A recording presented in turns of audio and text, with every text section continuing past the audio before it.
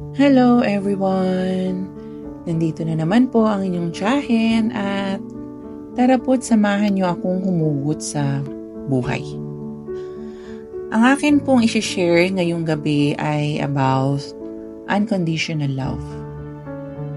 How can you measure your love to your loved ones? May sukatan nga ba?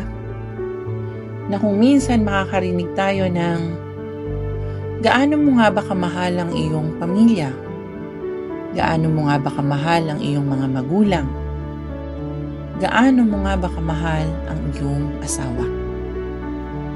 Maraming mga katanungan na kung minsan hindi natin alam kung mayroon nga bang tamang kasagutan.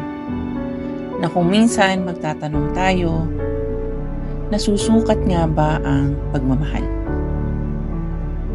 Is it enough for them na just because we're giving them a comfortable life, shower them with material things, ay sapat na nga bang dahilan na maipakita natin kung gaano natin sila kamahal?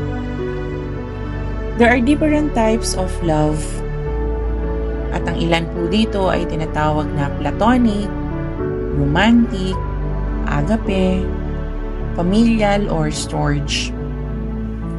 At ngayon po ang aking paghuhugutan ay about the love of the family.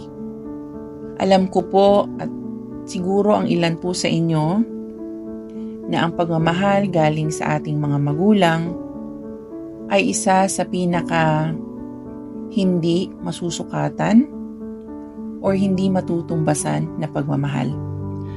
Ang pagmamahal po nila ay totoo. Pagmamahal na walang hinihintay na kapalit. Ang sabi nga, they will do anything, they will do everything at all costs for their children. At in return, ano nga po ba ang kaya nating gawin para sa kanila? Especially when they cannot do anything for themselves.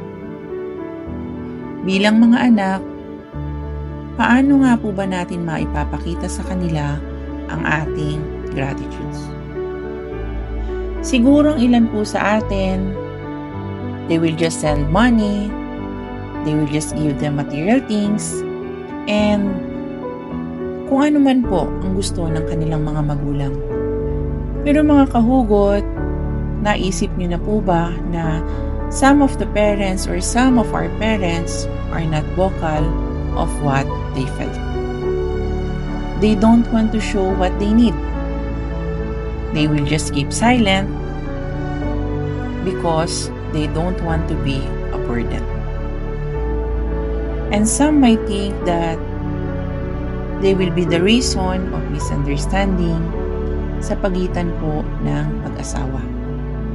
Para po sa akin, just for once, try to be sensitive of what they need at kung ano man po yung kanilang nararamdaman. Siguro, they don't need material things, but what they need most is our affection. Maybe a hug, kiss, at kaunting lambing, yun po ang kailangan nila. At ako po mga kahugot, aminado po ako na ako ay guilty pagdating sa bagay na yan. Ang simpleng yakap at halik na hindi ko maibigay sa aking magulang na malayo, yan pong mga simpleng bagay na yan ay it brings joy to their heart.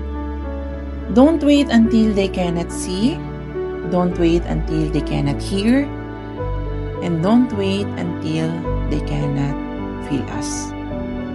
Dama ko ang aking hugot dahil my father passed away 3 years back and I was not there when he died. Yun po yung time na mahirap dumating sa bawat isa sa atin na mawala ng magulang, lalo na't wala ka sa tabi nila noong mga panahon na yun. Kaya mga kahugot,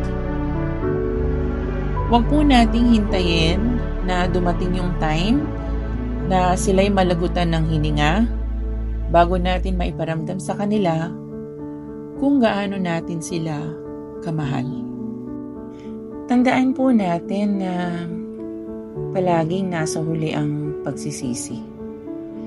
Kaya ngayon pa lang po, let us show our love. Let them know how we care.